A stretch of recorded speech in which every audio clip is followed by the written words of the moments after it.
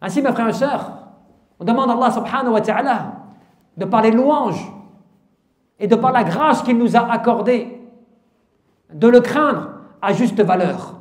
Mais aussi, nous devons savoir, et cela fait partie des choses les plus importantes qui permettent de pouvoir préserver la foi, donc préserver la foi en toi, mais aussi surtout de pouvoir préserver la lumière de ton cœur. Quelle est cette chose? Quelle est cette chose qui fasse que elle m'est tellement importante de par le fait de la préservation de la foi et de la lumière de mon cœur? Eh bien, cette chose est la fréquentation pieuse. Ce sont les fréquentations, tes connaissances, tes proches que tu as autour de toi, que tu fréquentes. Ces gens-là que tu as avec toi, avec qui tu peux rester comme cela, t'asseoir avec eux et autres. Mais c'est le fait surtout de choisir parmi eux ceux qui sont pieux, ceux qui sont les bonnes fréquentations. Cela concerne as-sirar wal-kibar, les grands comme les petits. Les grands comme les petits. C'est-à-dire que qui tu fréquentes? Qui sont tes amis? Qui sont les personnes qui t'entourent?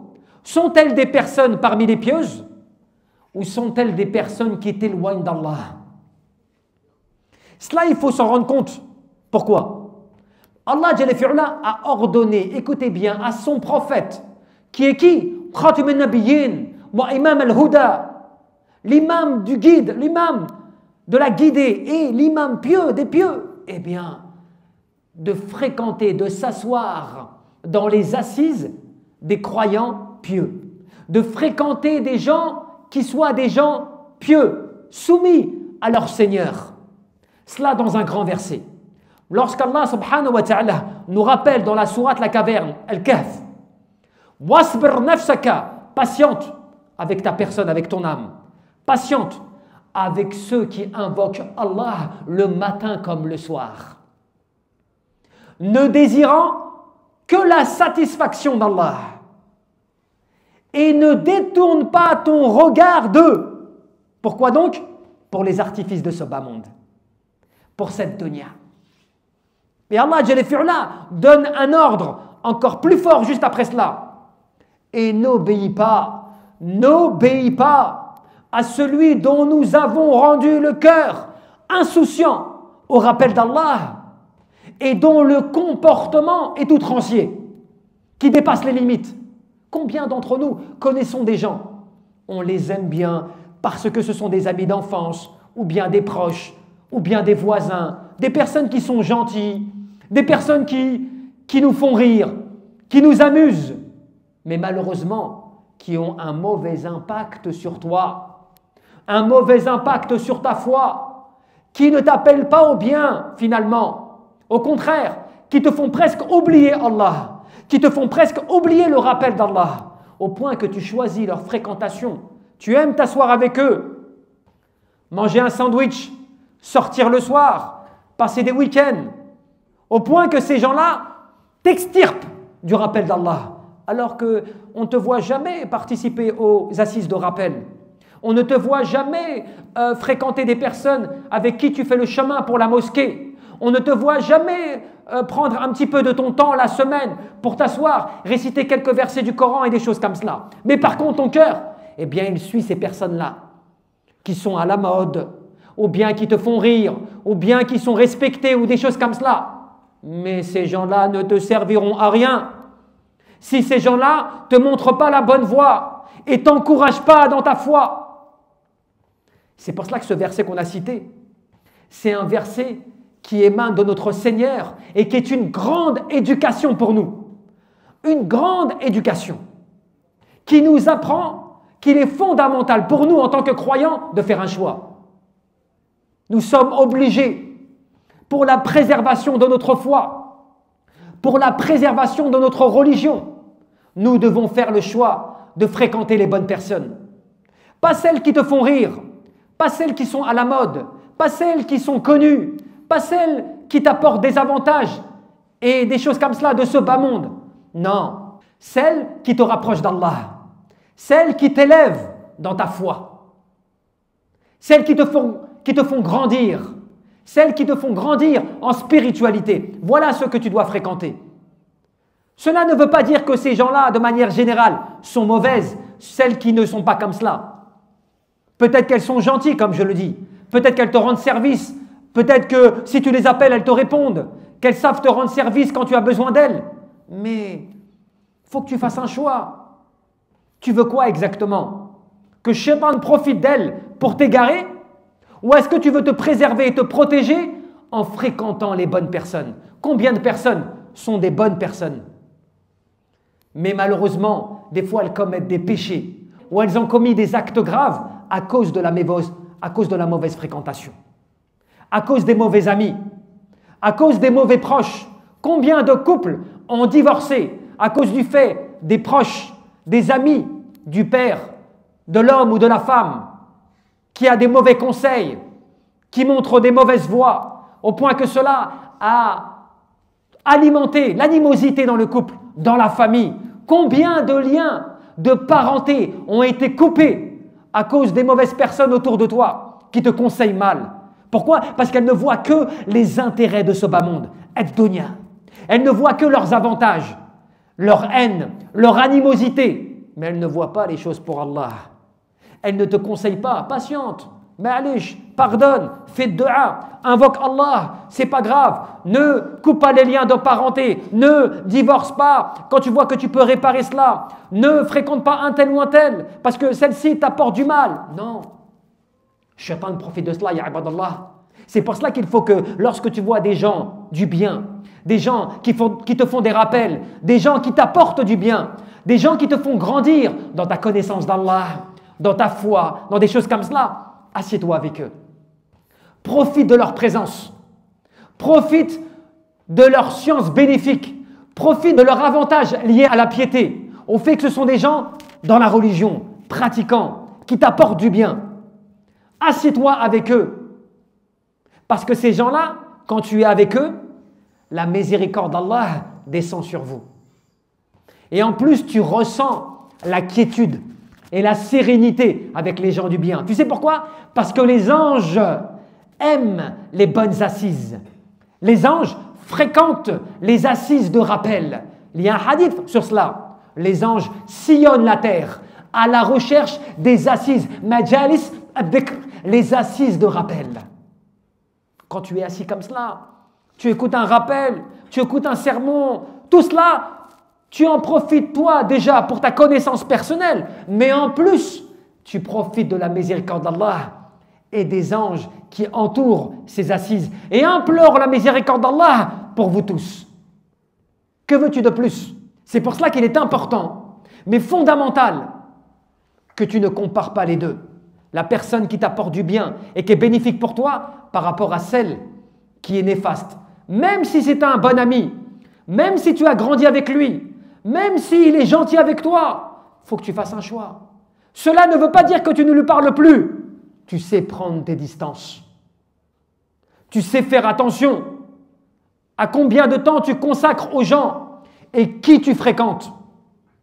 Cela, tu te dois de le faire.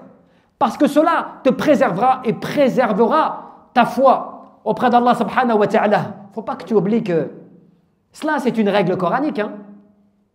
Les amis dans ce bas monde seront ennemis le jour de la résurrection. Les amis proches, les amis intimes seront le jour de la résurrection, ceux qui l'ont été comme cela dans ce bas monde, eh bien le jour dernier, ils vont se reprocher les uns des autres. Leur égarement, leur péché. Mais en dehors de qui? Illa al-muttaqin, en dehors des pieux. Ceux qui vont être un bénéfice pour toi, fit dunya, wa fil akhirah, et dans l'au-delà, ce sont les pieux. Les gens pieux que tu as fréquentés. Regarde le prophète alayhi salatu wa salam, ce qu'il te rappelle. Subhanallah. Cela hadith azim. L'homme, la religion de l'homme est basée sur son ami intime. La religion de l'homme est basée sur son ami intime. Et ensuite, il te dit, Fayandur, regardez bien, ahadukum, que l'un d'entre vous voit bien qui il prend comme ami intime. Une parole prophétique qui te rappelle à quel point il est fondamental dans ce bas monde fiddounien que tu fréquentes les bonnes personnes. Que tu sois avec quelqu'un qui va t'aider dans ta religion. Ta religion, t'imagines, le prophète, il te dit que ta religion est basée sur ta relation liée à ton ami intime. Mais pourquoi cela? Parce que c'est lui qui va faire que tu vas respecter ou pas ton dîn, ta religion. C'est lui qui va soit t'aider ou t'égarer. Ton ami intime, celui que tu aimes dans ce bas monde, qui est un proche ou bien un ami de confiance, un pote, comme tu dis si bien, celui qui me rend service quand j'ai besoin de lui, celui qui me soutient, celui en qui je peux avoir confiance. Certes, tout cela c'est très bien dans ce bas monde, mais s'il ne t'aide pas dans ta religion, dans ta spiritualité, dans ton évolution spirituelle, malheureusement, le jour de la résurrection, en cet état-là, dans cette situation-là, en restant ainsi, le jour de la résurrection, ce sera des reproches, les uns contre les autres. C'est toi qui m'as égaré, c'est toi qui m'as mené à l'égarement, c'est toi qui m'as fait commettre tel péché et telle chose. Pourquoi cela? Parce que yawm al-qiyamah, nafsi nafsi, chacun pour sa peau. Chacun ne pensera qu'à lui-même. Assieds-toi, celui qui va fréquenter les assises de rappel des bonnes personnes, cela va illuminer son cœur. Mais celui qui va fréquenter les gens du mal, de l'insouciance, cela ne va que assombrir son âme. Wallahu a'lam. C'est pour cela, mes frères et sœurs, on doit craindre Allah subhanahu wa ta'ala. Cette piété, elle va t'élever, elle va t'honorer et elle va te préserver et te guider. Il faut que tu saches que le Coran, le Coran, il nous enseigne, il nous éduque quant au fait que l'on doit choisir des compagnons, des amis, des fréquentations qui soient pieuses. C'est une éducation coranique, ce n'est pas simplement des paroles. Cela provient du Coran, mais aussi de la sunna du prophète Mohammed alayhi salatu wassalam. Que tu choisisses avec qui tu marches, que tu choisisses quel est celui sur qui tu reposes ta religion. Cela c'est fondamental. Cela tu ne peux pas faire autrement. Tu dois prendre conscience que fréquenter les bonnes personnes, c'est la personne qui va te permettre de te rapprocher de ton Seigneur. C'est la personne qui va te permettre de te rappeler de l'au-delà. Voilà les bonnes personnes. C'est la personne qui va te permettre de te raffermir sur la vérité. D'être la personne qui va t'aider dans ce bas monde et dans l'au-delà. Rends-toi compte. Wasbir nafsaka ma'a alladhina yad'una rabbahum bil ghadati wal 'ashiyyi. Allah Jalla fi'ala te rappelle cela. Patiente avec ceux, assieds-toi avec ceux qui se rappellent Allah le matin comme le soir. Yuriduna wajha, qui ne désirent que la satisfaction d'Allah. Wala ta'du 'aynaka 'anhum turidu zinata al-hayat ad-dunya. Ne détourne pas ton regard d'eux. Tu vois un petit peu la métaphore? Ou est-ce que tu vois un petit peu l'image?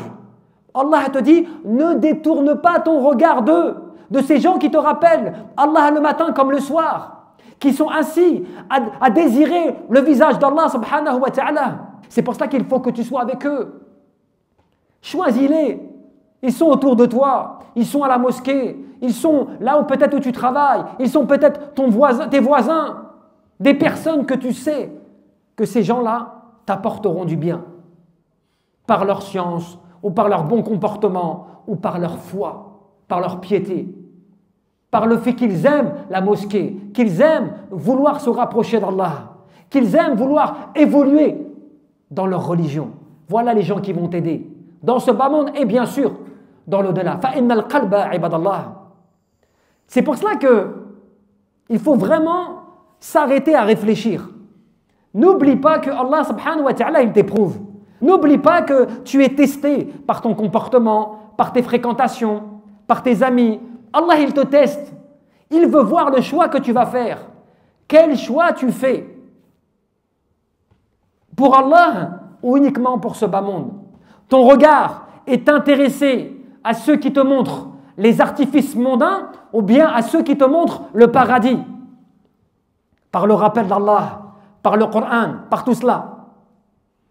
C'est très simple. Un cœur qui est vide du rappel d'Allah est considéré comme mort. Même si celui-ci appartient à quelqu'un qui est riche, connu, qui ne manque de rien matériellement. Un cœur vide du rappel d'Allah est considéré comme un cœur mort. Et cela, c'est sur la base d'un hadith authentique.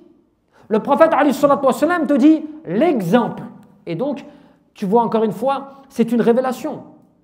Le prophète ne parle pas par ses passions, par ses désirs, n'est-ce pas? Et il te dit quoi? L'exemple de celui qui se rappelle Allah à l'exemple de celui qui ne se rappelle pas Allah est similaire aux vivants et aux morts. Il est à l'exemple du vivant et du mort. Te rends-tu compte à quel point le rappel d'Allah fait vivre la personne, mais pas à tes yeux dans ce bas monde, fait vivre la personne indallah subhanahu wa ta'ala, auprès d'Allah. Grâce au rappel d'Allah, comme Allah subhanahu wa ta'ala, fi man indah. Grâce au rappel d'Allah, Allah il t'évoque auprès des anges. Toi, créature, qui émane de rien à la base, tu viens du néant. Allah Jalla fi'ula, quand tu l'évoques et que tu l'invoques, il te mentionne auprès des anges. Fadhkuruni adhkurkum. Rappelez-vous de moi et je vais me rappeler de vous.